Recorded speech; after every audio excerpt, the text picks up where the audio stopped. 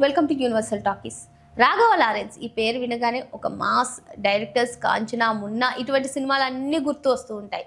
So సడన్గా Raghava Lawrence ఎందుకు గుర్తొచ్చారా అంటే చూసేద్దాం. ఇప్పుడు ప్రస్తుతం తమిళనాడు ముఖ్యమంత్రిగా ఉన్నటువంటి విజయ్ దళపతి 2 చోట్ల నుంచి గెలిచిన సంగతి మనకు తెలిసిందే. మరి విజయ్ కూడా అసలు అనూహ్యంగా అసలు ఎవరు ఎగ్జిట్ పోల్స్ కూడా అసలు తమిళనాడు ముఖ్యమంత్రిగా విజయ్ అయ్యే అవకాశాలు లేవని చెప్పినటువంటి పరిస్థితుల్లో అటు స్టాలిన్ని, పళనిస్వామి ఇలాంటి వాళ్ళని సైతం ఎదుర్కొని తమిళనాడు ముఖ్యమంత్రి అయ్యారు విజయ్. మరి ఆ రిజల్ట్స్ వచ్చిన 5-6 డేస్ కూడా కొంచెం నాటకీయ పరిణామాలు చోటు చేసుకున్నాయి. ఇప్పుడు మొత్తానికి అటు 2 స్థానాల్లో పెరంబూర్ నుంచి, తిరుచి ఈస్ట్ నుంచి పార్టిసిపేట్ చేసినటువంటి విజయ్ 2 స్థానాల్లో గెలవడంతో ఇప్పుడు తిరుచి ఈస్ట్కి ఆయన వదులుకొని పెరంబూరు అసెంబ్లీ నియోజకవర్గం నుంచి ఆయన ముందుకు వెళ్తున్నారు. అయితే ఇప్పుడు తిరుచికి ఉప ఎన్నిక రానుంది. ఈ ఉప ఎన్నిక రానున్నటువంటి నేపథ్యంలో రాఘవ లారెన్స్ పేరు ఎక్కువగా వినిపిస్తుంది. సోషల్ మీడియాలో గత కొన్ని రోజుల నుంచి కూడా ఈ తిరుచి ఈస్ట్ నుంచి రాఘవ్ గారు పార్టిసిపేట్ చేస్తున్నారు, రాఘవ్ గారు టీవీకే పార్టీ తరపు నుంచి బరిలోకి దిగనున్నారు అనే కామెంట్స్ వినిపిస్తున్నాయి. అయితే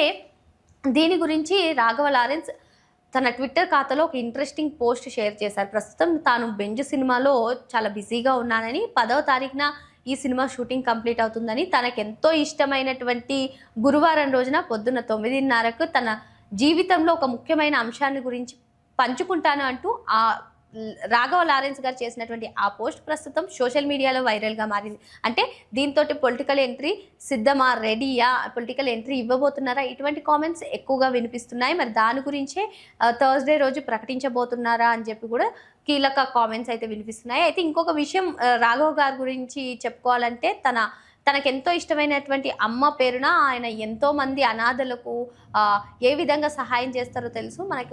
ఆయనకు ఒక స్పెషల్ టీం ఉంది. నాకు ఆపదలో ఉన్నాను అంటూ ఆయన దగ్గరికి వస్తే చాలు ఆయన ఏ విధంగా ఆదుకుంటారో, ఎంతోమంది అనాథలను కూడా ఆయన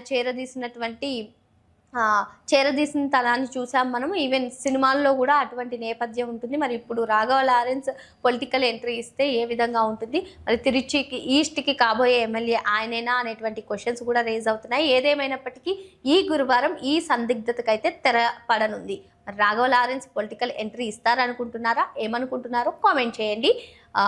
మరిన్ని లేటెస్ట్ అప్డేట్స్ కోసం వెంటనే యూనివర్సల్ టాకీస్ని సబ్స్క్రైబ్ చేసుకోండి.